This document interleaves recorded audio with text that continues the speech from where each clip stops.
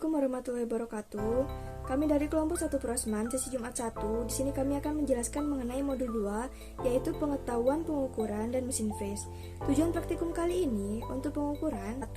Dapat membandingkan tingkat ketelitian panjang, lebar, dan tebal suatu objek dengan menggunakan jangka sorong manual, jangka sorong dial, dan mikrometer sekrup. 2. Dapat mengetahui cara-cara penggunaan jangka sorong baik manual maupun dial dan mikrometer sekrup. Dan yang ketiga, untuk mengukur dan mengetahui dimensi suatu bahan uji dengan menggunakan jangka sorong dan mikrometer. Mesin freeze 1. Praktikan dapat memahami dan mengerti gambaran penggunaan mesin freeze. 2. Praktikan dapat mengoperasikan mesin freeze dan menganalisa hasil-hasil dari penggunaan mesin.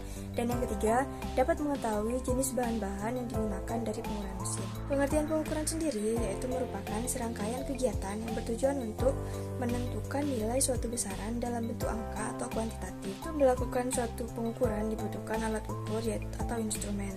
Instrumen adalah sesuatu yang digunakan untuk membantu cara kerja indera dalam suatu proses pengukuran. Alat ukur dimensi Mr. Geser disebut juga jangka sorong, sketmet, atau vernier kaliper. Mr. Geser ini digunakan untuk mengukur berbagai macam dimensi benda kerja dalam satuan milimeter. Konstruksi Mr. Geser ini umumnya terdiri dari bagian yang tetap dan bagian yang bergerak. Kemudian dilengkapi juga dengan skala Nonius untuk mempertinggi tingkat ketelitian. Fungsi dari bagian-bagian Mr. Geser. Yang pertama, rahang dalam untuk mengukur diameter suatu benda. Yang kedua, rahang luar berfungsi untuk mengukur panjang suatu benda. Yang ketiga, skrup pengunci berfungsi untuk mengunci jangka sorong agar tidak bergeser. Yang keempat, skala imperial merupakan skala yang tidak baku yang dalam bentuk satuan inci. Yang kelima, skala materi perubahan skala baku yang digunakan secara internasional. Yang keenam, pengukuran sedalam berfungsi mengukur kedalaman suatu lubang. Yang ketujuh, skala utama terdapat skala imperial dan skala metrik. Yang kedelapan, skala Nonius yang terletak pada rahang geser tepat di bawah skrup pengunci. Mr. Geser jam atau disebut dengan jangka sorong dial. Mr. Geser jam ini dapat digunakan untuk mengukur diameter dalam, luar, lebar celah, dan panjang benda. Mikrometer adalah suatu alat ukur dengan presisi yang memakai petunjuk sesuai standar industri, di mana mikrometer bekerja dengan prinsip mengubah gerakan rotasi menjadi gerakan transisi, dan mikrometer memiliki ketelitian sampai dengan 0,001 mm. Nah, secara standar, bagian-bagian pada mikrometer sekrup terdiri dari yang pertama, poros tetap. Poros tetap berada di ujung yang tidak dapat digerakkan. Yang kedua, poros geser. Poros geser ini dapat digerakkan ke depan maupun ke belakang. Yang ketiga, skala utama dalam satuan milimeter. Yang keempat, skala Nonius atau skala putar. Yang kelima, ada pemutar yang berfungsi untuk menggerakkan poros geser. Yang keenam, ada pengunci yang berfungsi untuk mengunci poros geser. Yang ketujuh, ada ratchet. Ratchet ini seperti poros geser namun bentuknya lebih kecil. Yang kedelapan, ada frame berbentuk U yang berfungsi untuk meminimalisir pergerakan pada saat proses pengukuran. Kemudian setelah kita mengetahui bagian-bagian dari mikrometer sekrup, lalu bagaimana sih caranya membaca skala pada mikrometer sekrup itu? Nah, contohnya ada pada gambar di samping ini. Pada gambar tersebut menunjukkan ada skala utama. Yang ada di atas garis horizontal itu menunjukkan angka 6 mm. Yang ada di bawah garis horizontal menunjukkan angka 0,5 mm. Kemudian dijumlahkan menjadi 6,5 mm. Setelah itu kita lihat pada skala Noniusnya. Skala Noniusnya yang tepat segaris dengan garis horizontal itu menunjukkan angka 21, tapi belum dalam satuan milimeter, sehingga perlu dikalikan dulu dengan 0,01 mm, lalu menghasilkan angka 0,21 mm pada skala Noniusnya. Nah, setelah skala utama dan skala Noniusnya dicari, kemudian dijumlahkan, yakni 6,5 mm dijumlahkan dengan 0,21 mm menghasilkan 6,71 mm. Jadi pada skala tersebut terbaca bahwa skala mikrometer sebutnya sebesar 6,71 mm. Dalam ilmu pengetahuan dan teknik menggunakan dua jenis satuan, yaitu satuan dasar dan satuan turunan.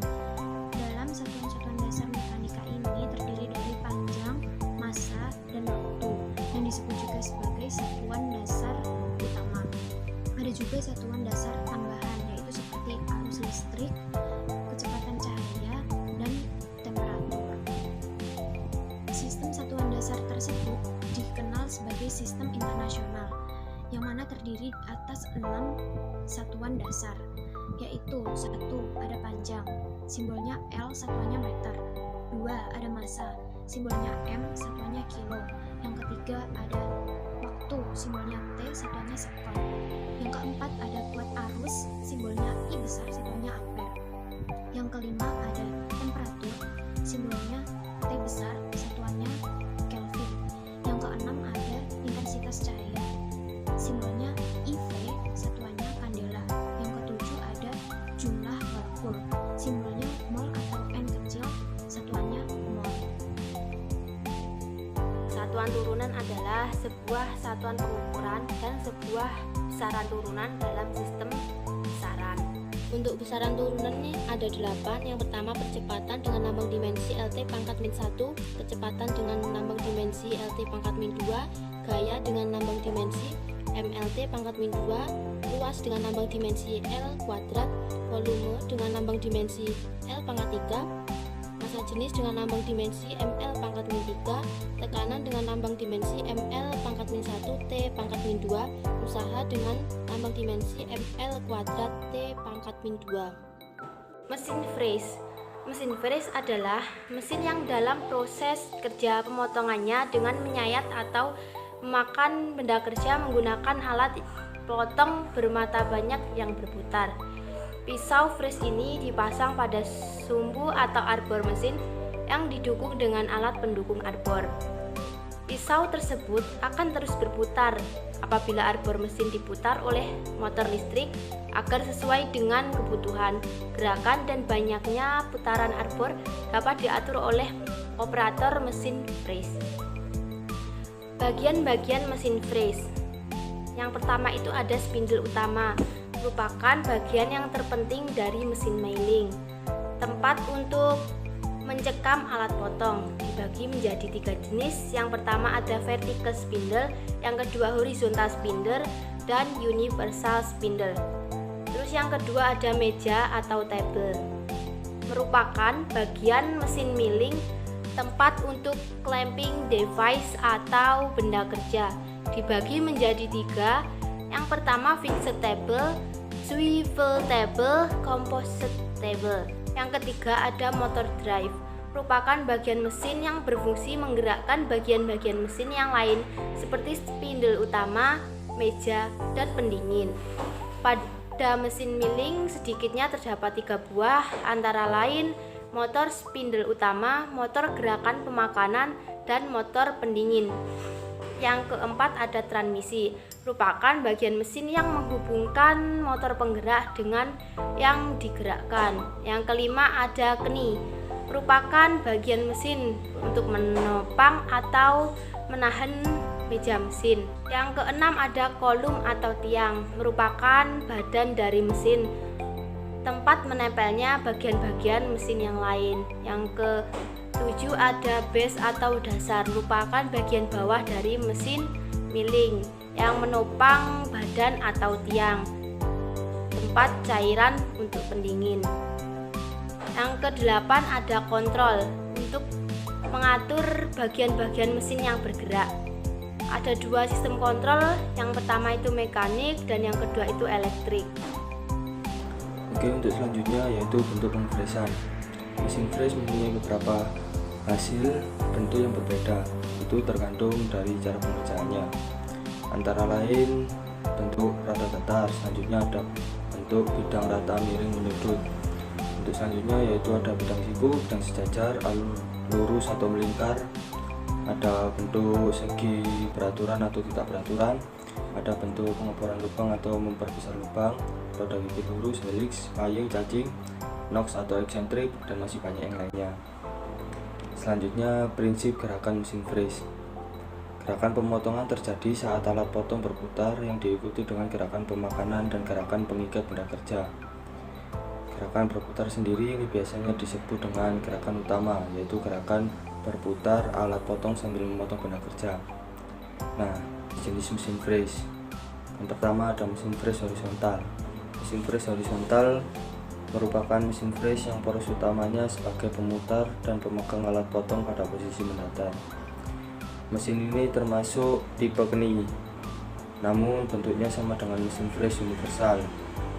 Nah, mesin freeze horizontal ini biasanya digunakan untuk mengerjakan permukaan datar dan alur. Untuk selanjutnya yaitu ada mesin freeze vertikal. Mesin freeze vertikal sendiri merupakan mesin freeze dengan poros utama sebagai pemutar dengan pemegang alat potong dengan posisi tegak. Poros utama mesin freeze tegak dipasang pada kepala tegak. Nah, posisi kepalanya sendiri ini dapat dimiringkan ke arah kiri atau ke kanan maksimal 60 derajat pada mesin freeze universal.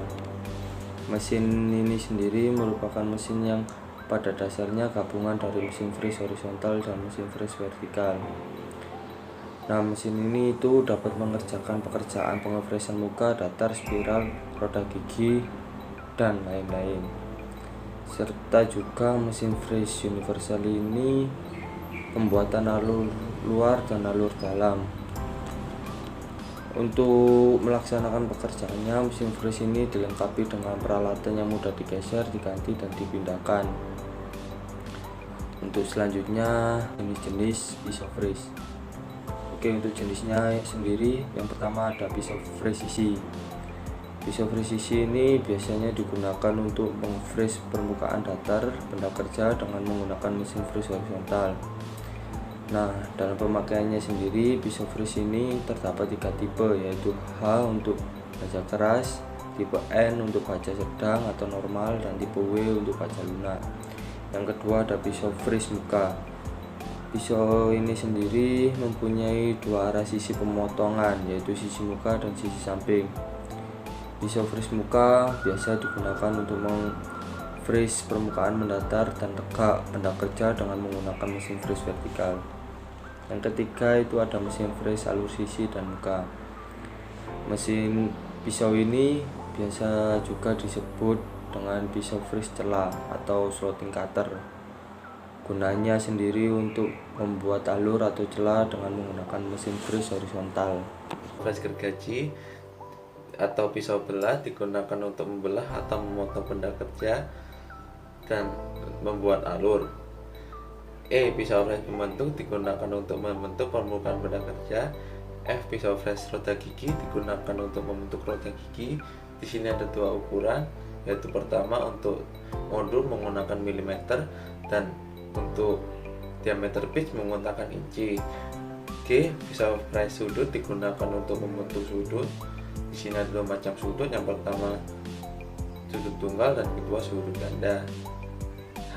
Pisau freeze jari digunakan untuk membentuk alur.